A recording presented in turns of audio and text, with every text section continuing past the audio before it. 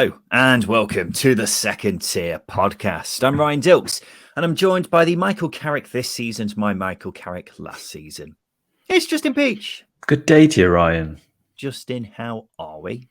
I'm bloody knackered. I can tell you that I'm bloody knackered. I've done some activity this afternoon at the time of recording on a Sunday. Yeah, been very busy. Been a busy boy today.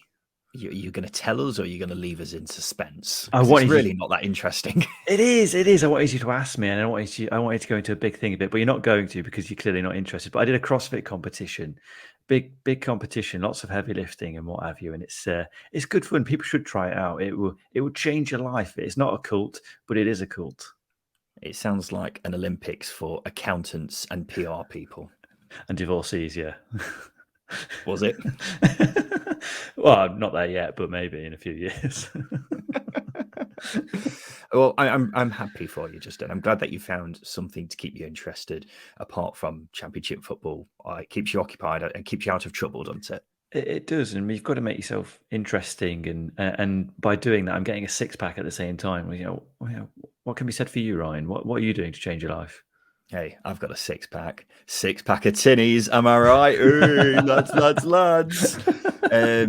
God, I hate myself. Welcome to the number one Championship podcast, the Second Tier. Thank you for joining us wherever you are. Yes, we're here to talk about the weekend's action in the Championship. Once again, some of the games we've had this weekend have been absolutely mind-blowing. So we'll get our teeth into that very shortly. We'll also talk about some of the news from the past few days, talk about some of the polls that we've put out on Twitter for our listeners, and then finish off with Simon Grayson's Hateful Eight right at the end. So on Friday night, it was another disaster class for Southampton as they were beaten 4-1 at home by Leicester City. Some 3-word reviews from Saints fans on Twitter. Les Tiserables says, shocking defending again. Ethan says, it was absolute dog shite. Now I'm just filling for a second. Justin Peach gets on top of his high horse again to talk about Southampton. There he is. He's on it now. Go ahead, Justin. Yeah, you're too fucking right again on my high horse and dropping the F-bomb this early in this episode because I've had so much abuse for basically spitting facts over the last 3 or 4 weeks. And it's very clear that I don't have an agenda. I've just been stating the absolute obvious, which happens to be two things. Possession in the final third isn't good enough, and then it gets lost, and then possession gets turned over quickly, and Southampton cannot deal with that defensive transition. It's frighteningly bad. You shouldn't be conceding the type of goals that they have been over the last 2 games when you are expected to be pushing as high as they want to be, or the expectation is to push as high as they want to be this season. Got to impose yourselves, and they just don't. And this game proved it. Leicester had their number. I don't think Leicester had to do a lot. I thought Southampton were just incredibly poor out of possession. And Russell Martin not praising the players, but not laying into him as much as he should, or not asking questions of himself as much as he should, really surprised me. And it sort of concerned me a fair bit as well. Yeah, Southampton have now tied for the Championship record for the most goals conceded in the first 6 games. They just cannot defend, can they? They've been a shambles at the back since the start of the season and seem to be getting worse, which is the most remarkable thing. 9 goals conceded in 2 games. And how many of those goals have been entirely avoidable? I would say all but 1. And I mean, a big portion of that, a big portion of the goals they've conceded have been from them passing out from the back. The last goal against Leicester was just embarrassing. The furthest outfield player was halfway into the opposition half, and there was still 25 minutes to go. It wasn't like it was the dying embers of the game where they're trying to snatch a late equaliser. They still had a chance at that point. And look, I think Southampton will come good under Russell Martin because they've got a very good side. It will take time for them to transition into how he wants to play, and those errors passing out from the back will get ironed out over time. A lot will depend on how much time he gets, though, because the supporters certainly don't seem impressed after 2 batterings in a row.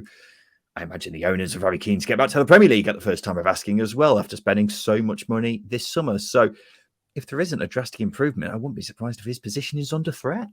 You've got to ask 2 questions. Was the transfer window good enough, or is Russell Martin not good enough at this point? I do agree with you. I think he will get it right in time. But what is time? Is it 8 months? Is it 2 months? Is it a couple of weeks?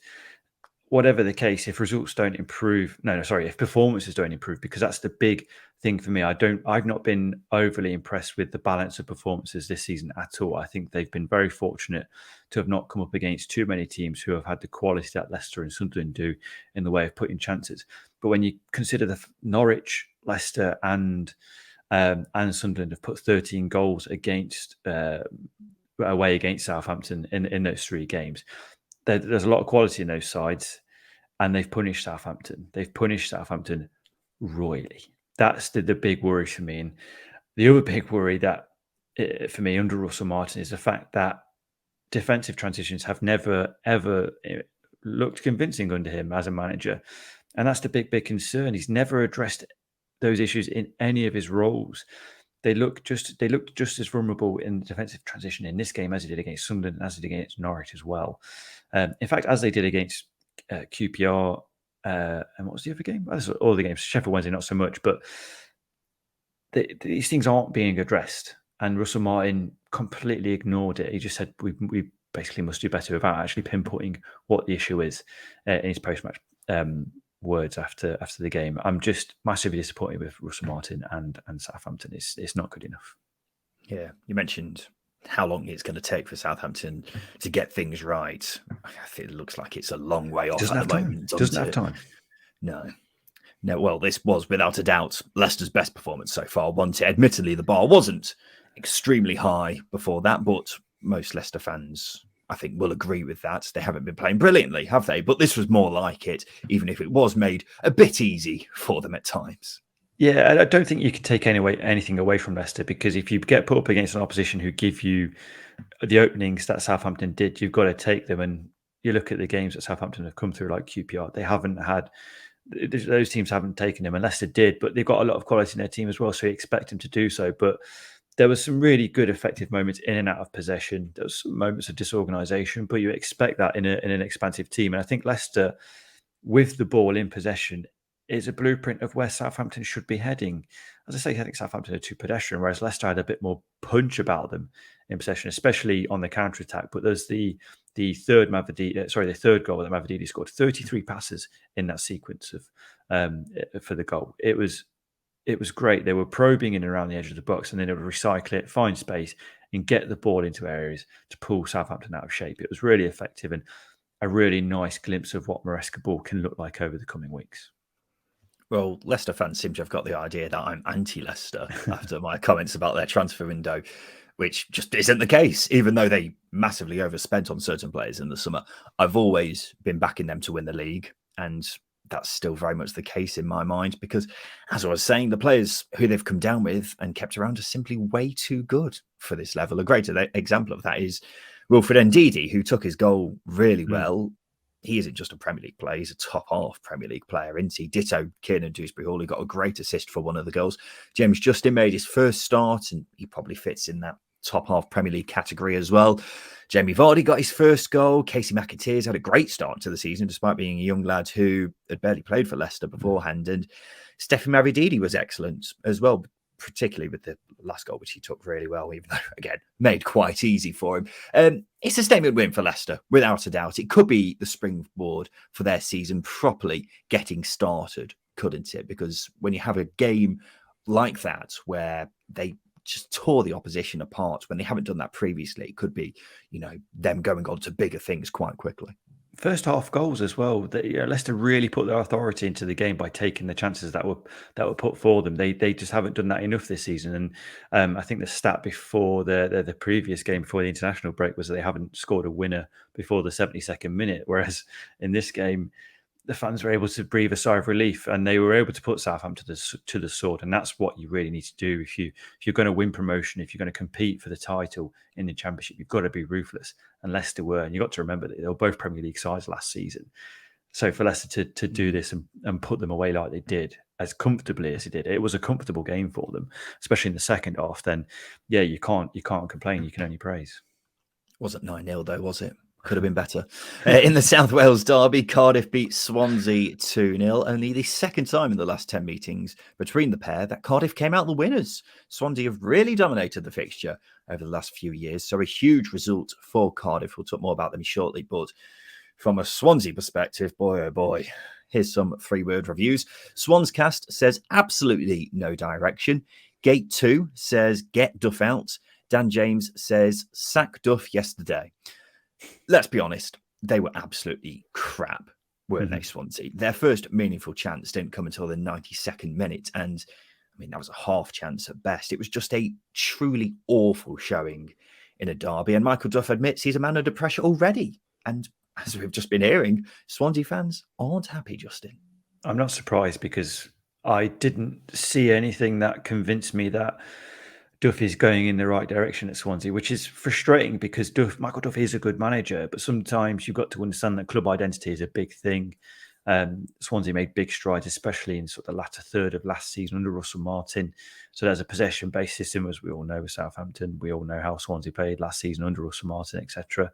So it's a complete contrast to what Michael Duff is trying to achieve. So you got to bear that in mind. So maybe it wasn't quite the right decision. Whilst he's a good manager and maybe the right manager, it's just probably for the wrong club. And I think we're seeing those issues come to light because, as I say, in this game, I had no idea what Swansea were trying to do with the ball. There'll be a couple of sequences of passes in around Matt Grimes and Nathan Wood and Harry Darling that will go out to the wing back. Then it'll go into the channel. You're not utilising someone like Matt Grimes' strengths, for example. Get the ball through and get it into wide areas early and try and cause overlaps and overloads. Swansea have got a good enough squad to be more competitive, but I just don't know what they're trying to achieve under Michael Duff at the moment. It's neither here nor there in terms of styles. It's just put 11 players on the pitch and let's see what's what. Yeah, I find that very hard to disagree with, Justin. I like Michael Duff. I think he's done cracking jobs at both Cheltenham and Barnsley. I think he's a good manager. But I did say when the appointment was made that it did seem like a bit of a strange one. And the main concern for me was mainly around the style of play because Duff was playing quite differently at Barnsley to how Swansea were under Russell Martin. And I think we're now seeing the problems with that right here.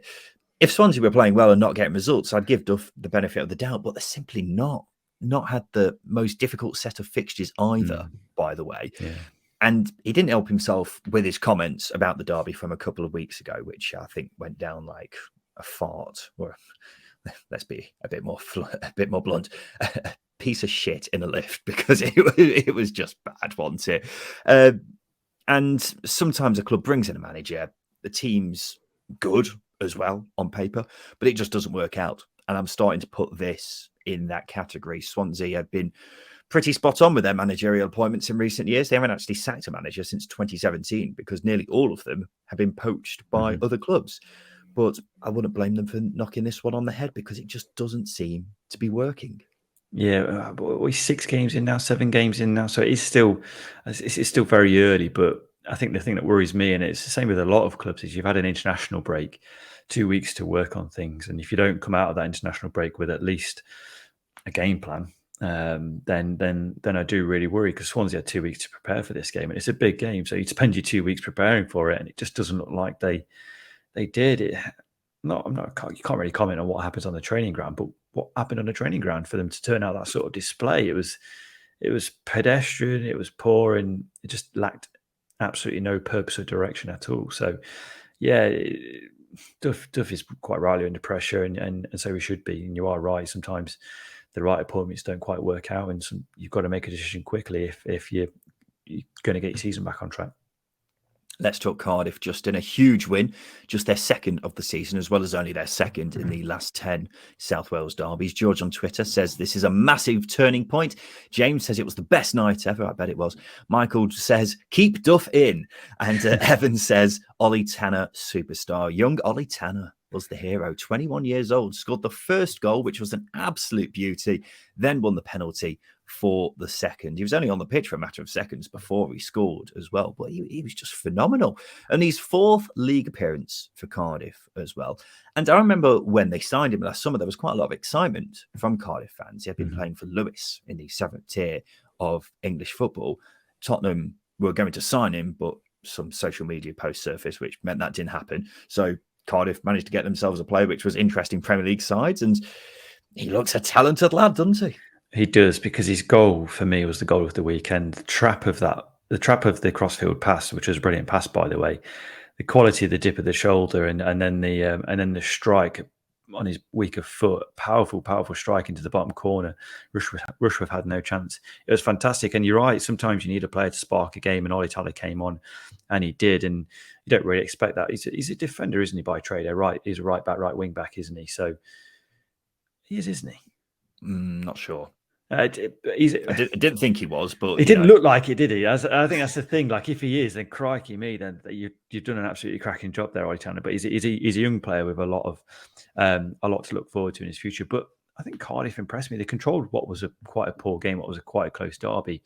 But it's like that final bit of quality, and Ollie Tanner comes on and delivers it with relative ease. It was a penalty, by the way. I know Pedersen's feet were outside the box, but he pulled Tanner down while he was inside the box. So definitely a penalty in my eyes. Just checking. It says he's a winger from a quick Google search. Okay. So we'll put him down as a winger. I don't know where you got the right back thing from. On the penalty, I wasn't too sure personally, but it didn't really matter because Swansea definitely didn't deserve anything from the game. Could this result be a catalyst for Cardiff to go on to better things, Justin? Because they haven't been great so far, but this is the kind of result that can certainly spark a good run of form, couldn't it? Hopefully. I think, like I said, it was a relatively poor game that lacked a bit of quality. And obviously Tanner coming on and providing it in abundance. But Jaco Mate impressed me a lot. I think that strike just after half time, by the way, was absolutely bonkers because it barely dipped, and then Rushworth pulled out what was quite a strange save. But yeah, second half, I think if they can replicate that second half performance going forwards, the first half was just a poor, closely fought derby. If they can replicate that second half going forward, I really do think they can pick up form, but they do need to improve that quality in the final. So that's the only thing I would bring away from it. Yeah, I remain very sceptical about Cardiff. Call me cynical, but I think the win on Saturday night was about 80% Swansea being awful as opposed to Cardiff being great. The other win came against a hapless Sheffield Wednesday thanks to a rather debatable penalty. So I certainly still have long-term concerns, but it is early days under Errol Bullett. You've got a manager like him who's never managed in this country before. You've got to give him time, haven't you? So they've certainly been very competitive in every game, which is more than you can say about plenty of teams in the division so far this season. So that's certainly a positive.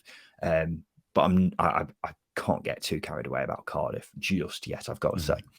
In what some may deem an early relegation 6-pointer, Huddersfield beat Rotherham 2-0. A massive win for Huddersfield, without a doubt, just their second one of the season. But despite the victory, the story is more about Neil Warnock's future, which is very much up in the air. He said after the game, well, there's a press conference on Monday, 1:00, I think it is. So we'll discuss it there.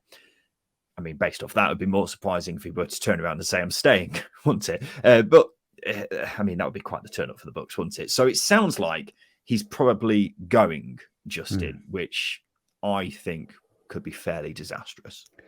Maybe not disastrous, but I think it would be disappointing from a Huddersfield perspective because you'd expect him to at least be in charge for a few more months, given the transition that the club has made and the relatively lack of anything in the summer, really, by way of recruitment.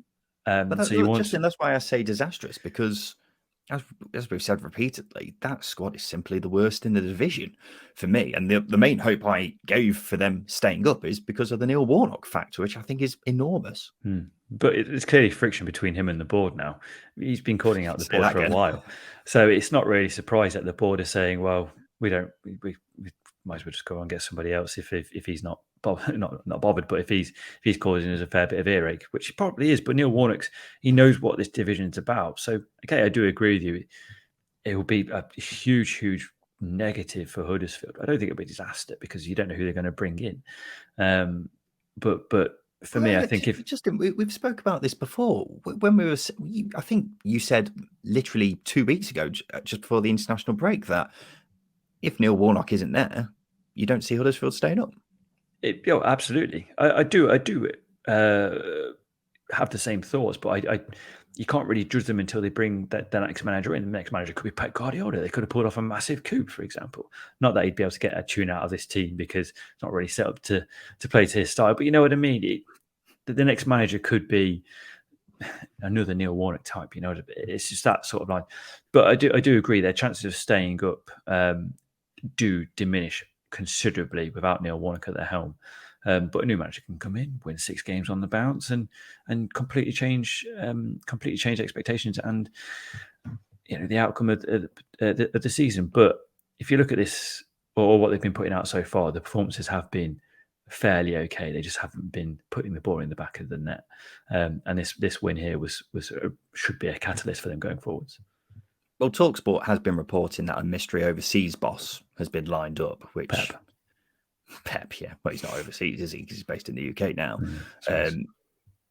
Although mystery overseas boss does sound like something from a TV drama, doesn't it? It's like the doors of the changing rooms open and in walks Mark Fotheringham. Has he gone back to Germany? Is that what, he's flown back to Germany and now he's the mystery overseas boss? Yeah. Shudders.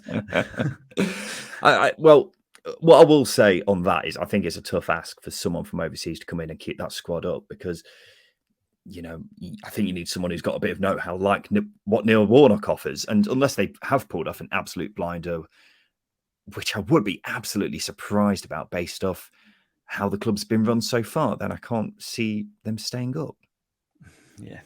Well, it is an incredibly difficult scenario to really pass opinion and judgment on, mainly because we don't know who this mystery overseas manager is. But given their track record of recruiting mystery overseas managers, Jan Siewert, Mark Fotheringham, I guess, counts because he was based over in Germany. That was the old regime, Justin. What I'm talking more about is how the recruitment's been this summer, which has just been non-existent. Yeah, so does that give you the belief that they can go ahead and find a coup of a manager? Nope. Oh, there you go. Simple.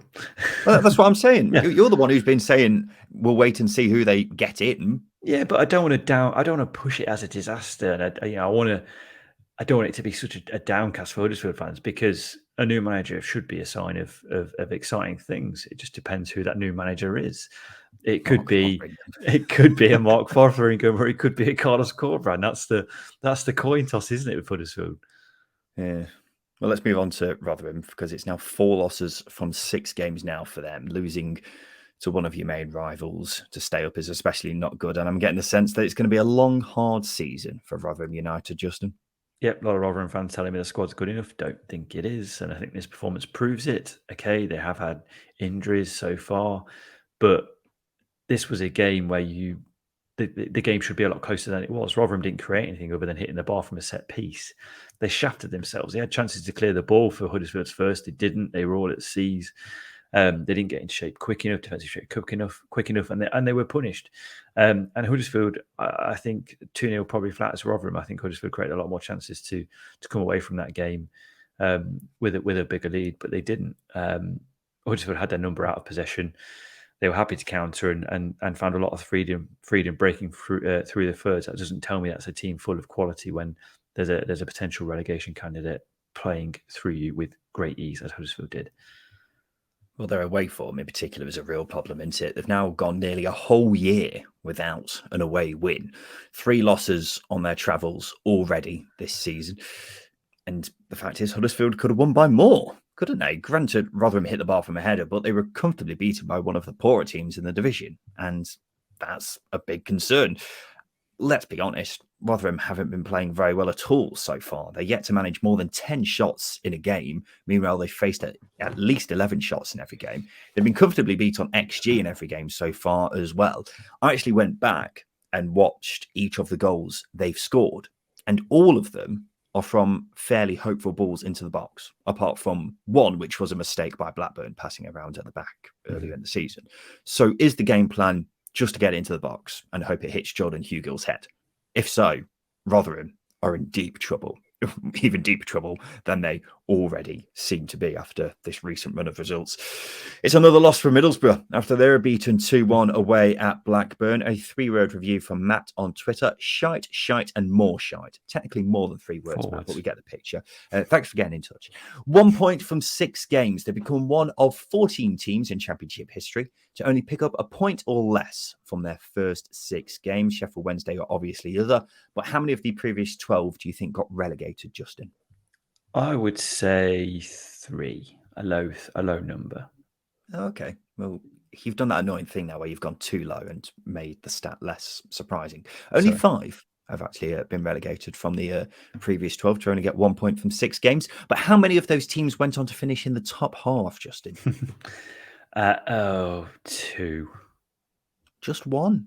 Nottingham Forest a couple of seasons ago. Wow. So not impossible to have a miraculous turnaround, but it feels like it's quite a way off right now, doesn't it?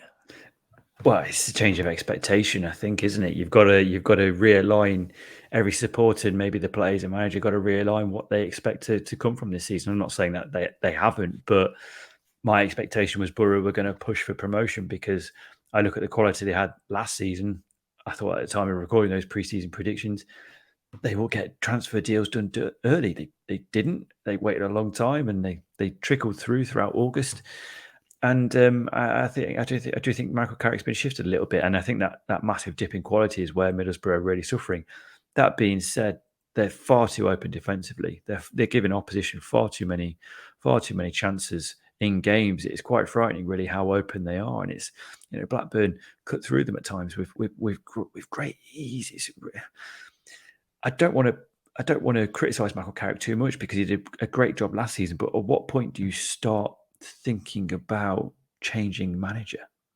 How long can a team underperform for before you change your manager? I thought it was a difficult decision for Chris Wilder, but he made the arguments with the board and whatnot, made it a very, very easy decision in the end. But at what point do you start thinking that Michael Carrick might not be the man? I don't know. It's a weird question to think about because he is a very gifted manager. Yeah, failing to score chances remains the big headline for Borough under Emmanuel Ate-Lath. I mean, the poor lad's having a nightmare start to his Borough career, isn't he? But defensively, they were massively exposed. We've mentioned how Seny Dieng's not had a great start for Borough, but he was their man of the match against Blackburn. He kept the score down. So Middlesbrough have gone from having defensive issues last season, but it not mattering because they were outscoring teams, to still having defensive issues and not being able to score now. And I don't know where Middlesbrough go from here. The obvious answer would be to sack Michael Carrick, but I don't think he's to blame when his side are failing to put away chances and the summer transfer window simply wasn't good enough. Also, if you sack him, who's the answer? That's a bigger question, isn't it? Who do you get in to sort this mess out? They have got Sheffield Wednesday midweek, so something's got to give in that particular fixture, but it's not looking very good, is it, from a Borough perspective? A great win and great performance for Blackburn in their 5,000th game, no less. Gavin on Twitter says it should have been 6, and I'm not going to disagree with Gavin on that one, Justin. It was a very good performance from Blackburn, wasn't it? It was a brilliant performance, and they deserved the outcome of this game, albeit not putting those chances away, which has been an issue for the season because they are one of the most creative teams in the division, which might surprise a few, but they just haven't had the enough quality in that final third. But they look good in this game. They were breaking quick. The opening goal was a drive forward from Hayden Carter, really confident drive forward from him, and a smart dummy from Sam Gallagher. It was like watching peak Tony Mowbray ball, where they were really swashbuckling going forward at times, which might piss a few Blackburn fans off, but you sort of get the gist because Thomason's sort of making his team his own. And the finish from Szmodics was lovely. And again, they punished Borough by taking advantage of the huge amount of space they left them in that second half for Szmodics to put away again. But it's quite interesting that those 2 goals were probably the harder goals of the chances they created throughout the game, because they certainly had easy ones. Dolan missed an absolute glorious header, but you've got to be impressed with Blackburn's form. It's much more sustainable now than it was last season. Yeah. Well, Blackburn have actually started the season really well. And I know Blackburn fans may need a moment just to get to grips with receiving praise from me. After wearing a Blackburn shirt as well. Exactly. I completely forgot about that. I've gone full Blackburn mode, haven't I? Yeah, as I was saying, I was rather critical of them last season, but that was last season. Let's forget about that now. This season, I think they have been playing really well. Some of the games have been a bit chaotic, like this one against Borough and against Plymouth just before the international break. But I'm enjoying it, and it's working for Rovers. And it feels like they are just missing a clinical goal scorer. I mean, Sammy Szmodics has been excellent so far, but I'm unsure whether it will last. Sam Gallagher's never been particularly clinical, has he? Maybe new signing Semir Tilalovic could be what they need. Despite that, I've liked what I've seen of Blackburn this season. I've been quite impressed. No, you're absolutely spot on. I'm just thinking back to you being on the now positive PR campaign trail to get Blackburn fans back on side after saying, I don't care if they're on side or not, Justin. I just say oh, what I'm seeing. it's just the comment about last season, not for Blackburn fans. They don't forgive, they don't forget, Ryan. We all know where your alliances were last season. Anyway, not going to speculate. But What alliances? your agenda, of course. Do you forget about the agenda? I completely forgot what we were talking about. Praising Blackburn, that was it, wasn't it? Yeah, I've not forgotten what we were talking about. Let's take a quick break while I just sort Justin out. After that, we'll talk about Sheffield Wednesday losing again, and then we'll also talk about a very impressive performance from Leeds United. Welcome back to the Second Tier podcast. Sheffield Wednesday are stuck on 1 point after losing again, this time a 1-0 defeat to Ipswich Town. We've been saying recently that Wednesday have been getting better. Well, they weren't here. They were woeful. No shot on target, not even a chance created from memory. This was just bad. The scoreline doesn't do this one justice. Ipswich should have scored more, and Wednesday, I should say. Wednesday should have had -1. I'm not really sure what the answer is for Wednesday at this point, Justin. No, I mean, what's the question? Do they change manager? Do they change ownership? It's a difficult one. All of the above, I think. All of the above, yeah, all of the above. They deserve praise for those uplifted performances in the 2 games leading up to the break. But this was really poor. It felt like 3 steps backward, not 1 step backwards. Wednesday were quite fortunate that Vasquez had a good game in goal, because it could have been quite embarrassing, especially in the first half. It does make you question whether or not Isco's out of his depth. I mean, the clear answer is he is. You need a manager with more experience in his position, and he just doesn't have it. It's not his fault. He's just not right for the role. We were talking about Michael Duff being the right man at the wrong club. Isco's the wrong man at the club. It's not really right or sorry. It's not really right or wrong, is it, for a football club? But you get what I mean. He's the wrong man at a club. Well, even though they were improving, they were still quite a way off from getting a win, weren't Absolutely. they? And now they've taken a step further back in that respect. I mean, losing to a very impressive Ipswich side is not anything to be ashamed about, but it's not them losing, it's the way they lost, because they weren't even competitive.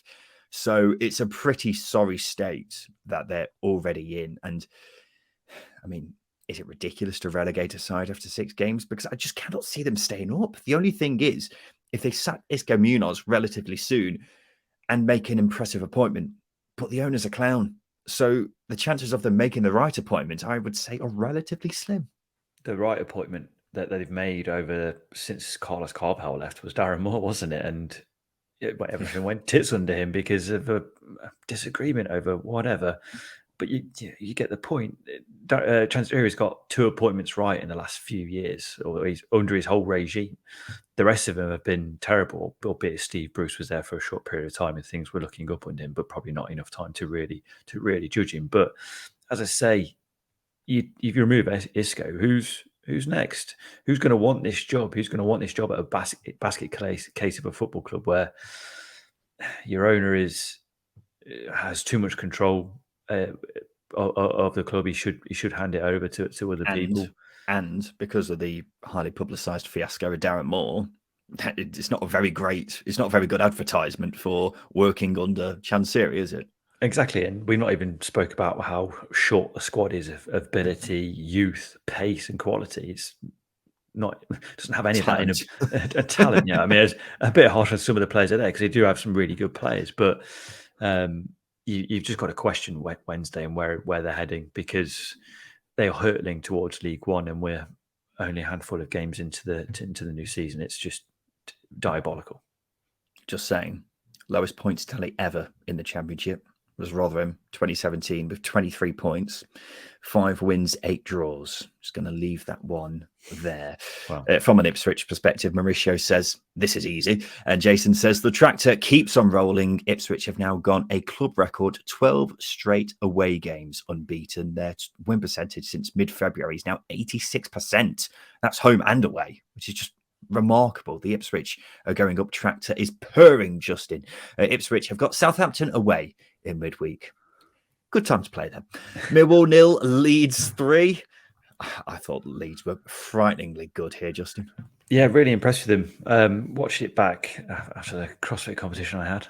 Just kind of dropped that one straight in there. And it was a really effective team performance. You've got to have that sort of togetherness, especially going away at Millwall. Whenever it can be a bit of a cliche, but it is a tough place to go and get a result and impose your game as easily as Leeds did. And they did it very, very easily. It was probably one of the best team performances of the season so far. They controlled the game despite not dominating possession. They were creating an abundance of chances, and some key players really took hold of that game. I think the challenge now is to assert that level of dominance into their home games and be as clinical as they were in this game, because it was a really, really good 8.5, 9 out of 10 performance that you want to see more from Leeds. Yeah. Well, it felt like a real statement win for me. And Leeds have been a bit up and down so far, haven't they? But this was definitely the most complete performance we've seen from them. Joel Pirro scored 2. That's why he's my pick to be top goal scorer. I could see him getting a big goal tally this season. Jorginho Ruto was excellent, seems to be fully embracing the drop down to the Championship. Ethan Ampadu and Archie Gray in the middle of the park are just top class, and they looked a lot more solid at the back as well than they have been so far this season. Now that the chaos of the summer is out of the way, hopefully Leeds can crack on and start focusing on the actual football. And if this is anything to go by, they're quite good at the actual football, aren't they? They are, and I think I just want to take a moment to really praise the appointment of Daniel Farke as well, because he did have it. He did have a tough hand dealt to him in his timing of the appointment and the timing of the transfers over the summer and players going out, etc. He had a tough ride, but he knows the Championship incredibly well, and you know you can get results out of him, and you know what you expect from him. You expect a team that is going to be capable of pushing for promotion. Can't really say the same about Enzo Maresco because he's at Leicester, because he's new to the league. He's new to being a manager, or relatively experienced as a manager, and then same with Russell Martin as well. So you've got to really praise the appointment of Daniel Farke, because they are ticking along nicely. And I think coming straight after that international break, which really helped Leeds, I think, under Daniel Farke, get those weeks in with his squad, I think they can really kick on. Well, I was quite sceptical when they appointed him, but I think he deserves plenty of credit for how he's handled the situation over the summer with the chaos of players leaving. And I've got a lot more respect for him after that. I mean, I had a lot of respect for him anyway because of how he did with Norwich before, but I think he handled that really, really well. And I think he deserves a lot of credit for that. In the Ryan Lowe derby, Preston beat Plymouth 2-1 to remain top of the Championship. Harvey called it a nail-biting performance for Preston. They've won 5 league games on the trot for the first time since 2015, and it was a great game, this very end-to-end. Either could have won it, but the Great Wall of Lancashire stood firm despite a lot of Plymouth pressure. One man stole the show, though, for Preston, and it was on his debut. Canadian international Liam Miller scored a very well-taken goal, set up the first as well, but he was a thorn in Plymouth's side all afternoon, and I was extremely impressed with him. When he was running at players, he had them on toast every time, just caused so many problems. He's on loan from FC Basel in Switzerland, used to be at Liverpool as well. I think he was at Charlton at one point in League One. Only 23, though. If this is a sign of things to come, he looks like he could be a very exciting player for Preston this season. You need that little bit of quality in your team, don't they? Don't you? So I think being able to capture someone like Liam Miller and dot around a couple of players of that caliber as well, I think that can really push them on. Obviously, I questioned their attack earlier on in the summer, but the thing that's impressing me is that they're brilliant. They're already brilliant defensively.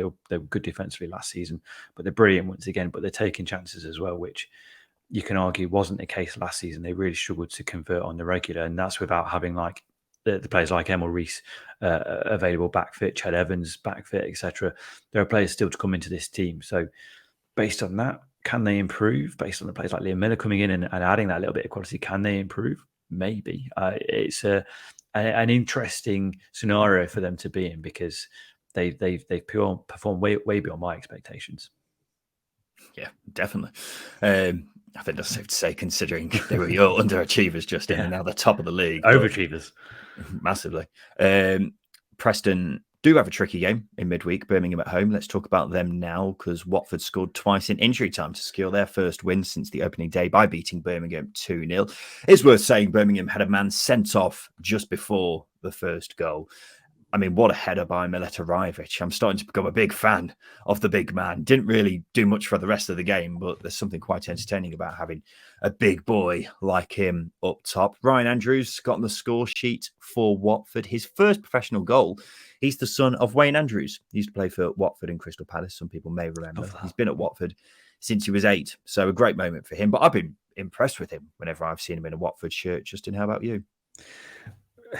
I think he's been trusted by Ishmael. I think that's a big thing because he's already made a few starts. He started 4 games so far this season, so he's already been trusted with by Valérien Ismaël so far. And I think that's the key thing. If you're trusted by a new manager coming in, you've clearly impressed over pre-season. So for him to come in and take to the team with relative comfortability, I think is a big thing. So if you can again just consistency, keep pushing these performances going on, he'll be a big player for Watford this season. I think they need players coming through as well because you got to turn those youngsters into jewels to sell on at a later date. Yeah, but he's only just turned 19. Yeah, he's already played quite a few games now for Watford, but he loves getting forwards. If we go back to that Valérien Ismaël team when he was at Barnsley, wing backs were so important to the system that Ismaël wanted to play. And if that's anything to go by, then Andrews is under the right manager because he's going to really take his game to the next level under Ismaël Inti. And I think Watford have got a very, very talented player on their hands based off what I've seen of him so far. I've really liked it. Norwich got back to winning ways by beating Stoke 1-0. Jack Stacey with the goal. Not a totally convincing win for Norwich. The second half in particular was a nervy one, but they got the job done. Chris on Twitter said they ground out the result. We raised questions about them scoring goals with Josh Sargent out injured. Helps when your right back pops up with his second goal in 4 years. 4 losses from 5 for Stoke now, considering Stoke fans were giving us so much stick regarding their transfer window. Not exactly doing much on the pitch right now to prove us wrong, are they? It wasn't the worst performance from them, but you are right. It was a lot of a high volume of deals to come through the door over the summer, and there are a lot of unknowns with players coming from clubs overseas. And you just expect that a little bit because you don't know whether they're going to adapt to the Championship. You don't know whether they're going to adapt quickly. That's a key thing. And I think there's sort of having those teething issues at the moment. But you're right, 4 losses in 5 is probably not a good enough record when you compare that to their spend this summer. You do expect that's it though. You expect a little bit more, and obviously, if Stoke fans were suggesting they'd had a good enough, as good a window as they are saying, then maybe you expect better than 4 losses in 5. Well, they signed 7 forwards in the transfer window and have scored 1 goal in their last 5 league games. And look, we didn't think it was a bad transfer window by any means, did we? We were saying it was a really, really good transfer window, just not maybe as good as Stoke fans were making it out to be. And I don't think they've been playing particularly badly, but I'm yet to see the amazing revolution that Stoke fans have told us is coming. And ultimately, so far, it seems like it's just more of the same from recent seasons, despite all these new signings. And that's something they've got to try and figure out, how they're going to start progressing as a football club, because they've been stagnating now for just so long, haven't they? It's time for them to actually progress forward instead of just being what they have been. Sunderland made it 4 games unbeaten after winning 3-1 away at QPR. They were helped by the home side being down to 10 men for nearly 70 minutes, mind you. Sunderland, not a team you want to be down to 10 men against, are they? This won't be a surprise to many, but Jack Clarke's a bloody good player, isn't he? In the second half against QPR, he was excellent. And he is, without a doubt, one of the best wingers in the division, isn't he? Well, I said last season he was unlucky not to be higher in consideration for our player of the season because he was incredible. But he's bringing that into this season again. He's such a good player to watch, and he's a classic winger where he wants to get at his fullback. You don't really see it too often, but he's got so much poise and technical ability that you're glad it's coming to fruition once again, because he burst onto the scene at Leeds, dropped off considerably. Now he's found a home again at Sunderland, which is a great thing, and he's enjoying his football, and that's the key thing. And as you say, he was a key player in this game, and I think he's a key player for Sunderland. It's the sort of player you want to build your team around, and he's showing it. He's a wonderful player to watch. Yeah, now got 24 goal contributions in the Championship since the start of last season, which is even more impressive when you remember that he was playing at wing back for a large chunk of last season.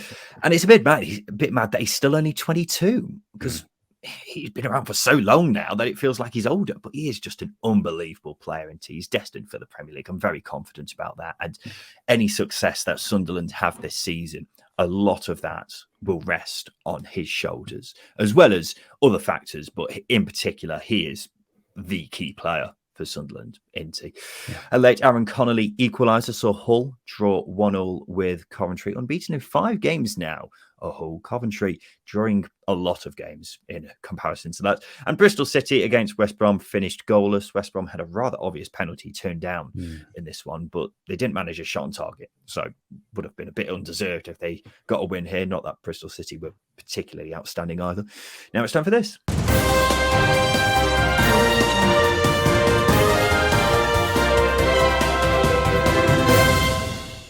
Yes, it's time for the news, and Sheffield Wednesday owner Dejphon Chansiri has released yet another statement about the departure of Darren Moore. Yes, Justin, I was rolling my eyes as well.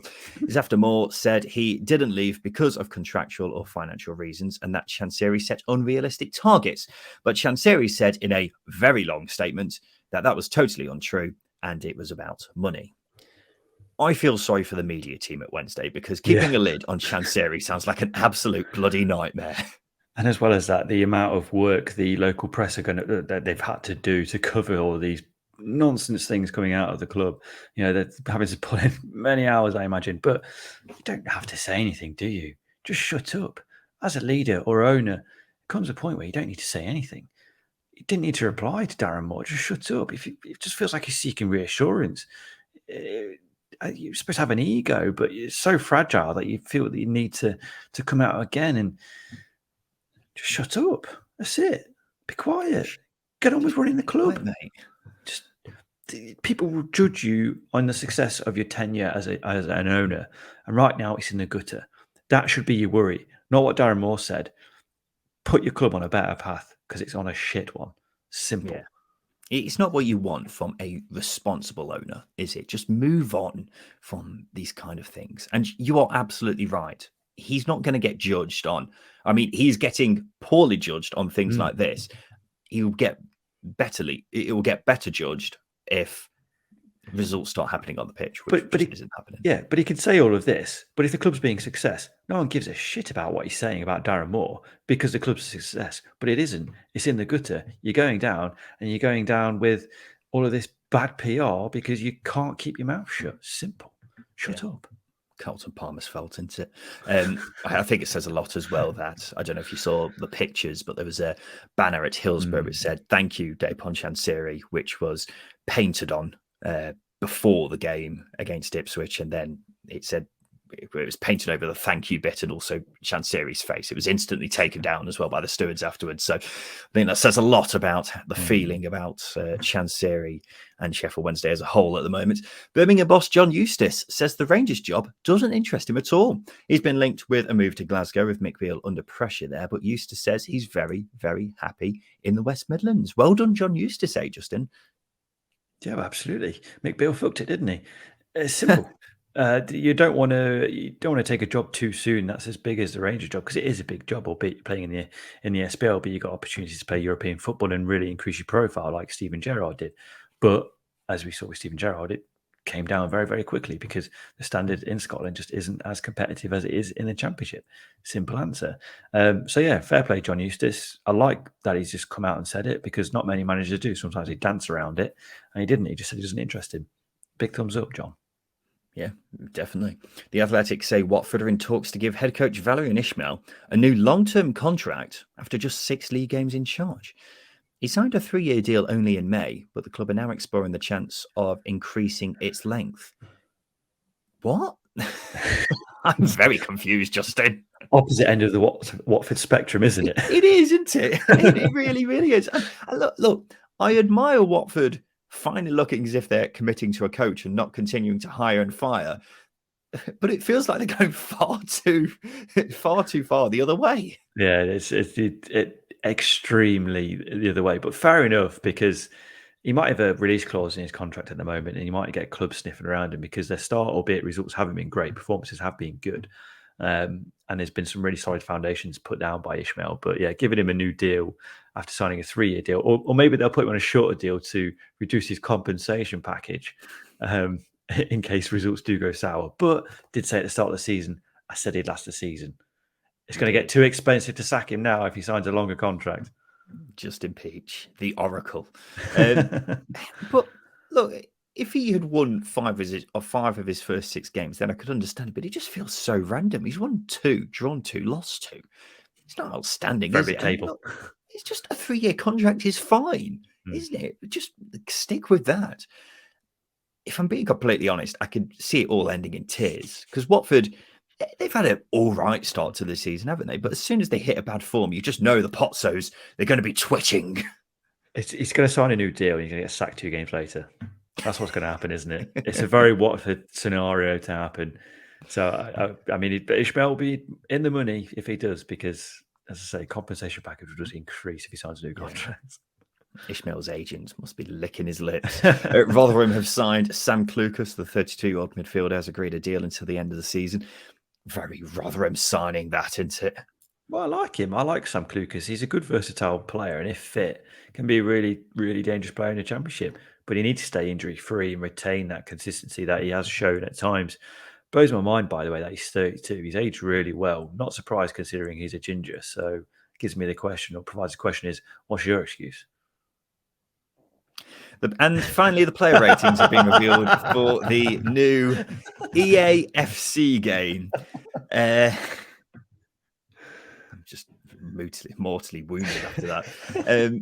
The player ratings have been revealed for the new EAFC game. That's the new name for the FIFA games. 9 of the 11 highest rated players in the Championship play for Leicester. Ricardo Pereira and Wilfred Ndidi are top with a rating of 79. Jamie Vardy is next with 78. And then you have loads of players on 76. What do you think of that, Justin? Do you think they're fair ratings? Do you want me to give an answer that you want to hear, or do you want me to give an answer that I'm thinking? Definitely the one that you're thinking. I don't give a shit. Play Football Manager, kids. It's less addictive. I mean, I haven't played FIFA in a long time now. I haven't played for years. I've lost interest. I play every so often at like a mate's house or something, but I haven't brought the game myself in a long time. You get to a certain age where FIFA gets better, or EA gets better if you're drinking. And that's the age we're at. Yep. Sadly, I can certainly identify with that. Let's do the polls. This is the part of the show where we give the listeners. Sorry, I was reaching down to get my phone then and realised that my back is killing me. This is the part of the show where we give the listeners 3 questions on Twitter because we want to get their thoughts on everything to do with the Championship. So the first question we asked was this: will Leicester win the Championship this season? Yes or no? I'm going to say no. I don't know. That's a really hard question to answer. That's a really hard question to Justin, answer. Here's a better way of asking it. Who else is going to win the Championship? No, yeah, I don't know. It's Leicester. Exactly. Yeah. Fair point. As much as you may not have necessarily been impressed with Leicester so far this season, it's hard to see who else is going to win. And that's why I think our pre-season expectations may be coming to fruition. 64% of people said Leicester will win the Championship this season. 36% said no. Who else has been suggested? Someone said Nobody. Preston. There you go. If they do win the league, Leicester that is, who finishes second? Ipswich, Leeds, Norwich, Southampton. Leeds. I think they're turning a corner. You know who I'm going to say, so I'm not even going to say it. 51% of people said Leeds, 19% said Ipswich, 16% said Norwich, 14% said Southampton. Some other suggestions for you. Preston, again, Sunderland, Hull, Coventry, Swansea, basically anyone. Basically people just saying which team they support. And finally, what is your favourite meat on a roast dinner? Beef, lamb and pork. Justin, you are a vegan, as we all know. Why? Yeah, what do you have on a roast dinner? What do I have on a roast dinner? I have everything other than meat. Oh, you're so ignorant. You're so ignorant. No wonder no one likes you. Sorry, that's really harsh. It's all right. No one does. Do you have roast dinners anymore? Yeah. Not as many as I used to. And my God, I do miss my mum's roast dinner What do because you that have was then? I'll have a beetroot Wellington, which is basically beetroot, carrot blended up with nuts in a Very vegan Dwight pastry. Schrute of you. Yeah, bears beats Battlestar Galactica, baby. Let's go. Back to the original question. Favorite meat on a roast dinner? 51% said beef, 31% said lamb, 18% said pork. I'm more of a pork. Man. On I a like roast pork. dinner. Yeah. Have a word. No. I like pork. That's a head's got that. That's What bad. what was your favorite when you used to eat meat? Beef's nice on a roast dinner, but it can be dry, so I'd just go chicken. I didn't want to put chicken in because I feel like chicken's a bit of a cop out for a roast dinner. It is easy. It is easy, but you can season chicken better than any other meat. So chicken, really. Just have gravy on it. I suppose doesn't really matter, does it? Just Yeah. dull British meal. So many people are so frustrated that we spent more time talking about roast dinners than some of their games, but there we go. Now it's time for this. Hi, Simon Grayson here.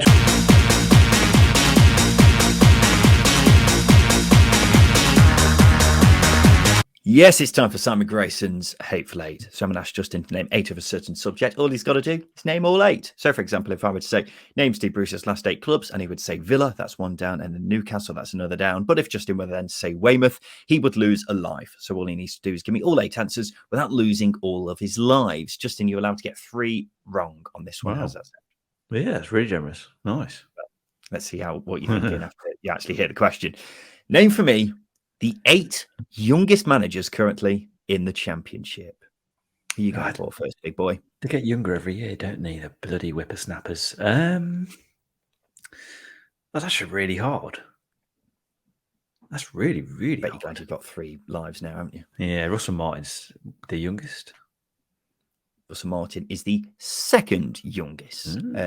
Seems strange because it seems like he's been around for ages. Yeah. 37 he is, so that is correct. You've got 1. He's 37. I'm going to go with next Matt Taylor. Matt Taylor is 41. I can hear some typing there, Justin. You better not be searching. I'm not searching. I can't search and find answers quick enough. Have a word. Come on. Matt Taylor is 6th. He's 41, which is correct. So that's 2 down. You've got 6 to go.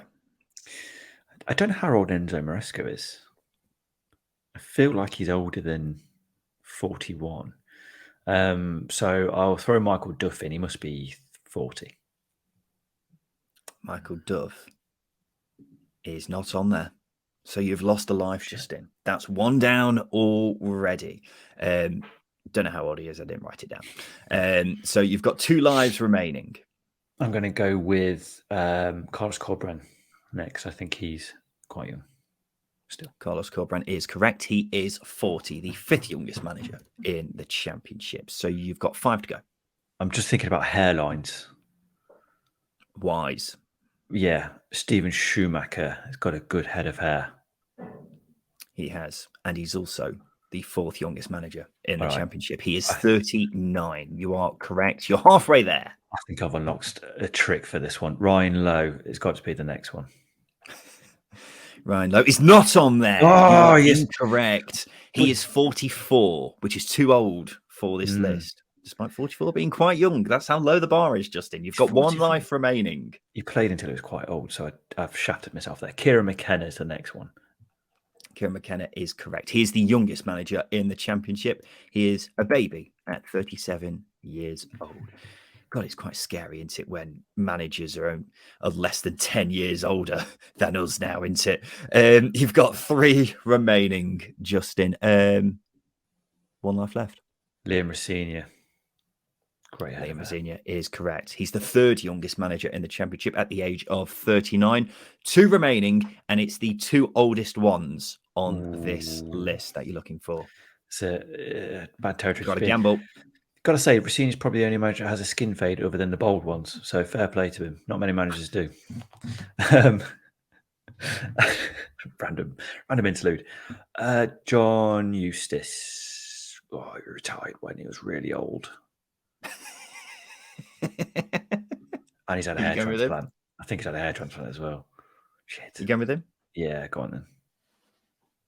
John Eustace is 43, which is too old for this list, I'm afraid, Justin. The cutoff was 42, so you're literally just a year off. The managers you were looking for, Escaminos wasn't on there either. He's 43 too. Great head of hair. Incredible. Superb head of hair.